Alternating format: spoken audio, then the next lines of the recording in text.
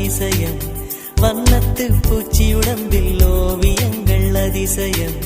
துளை செல்லும் காற்று மெல்லிசையாதல் அதிசயம்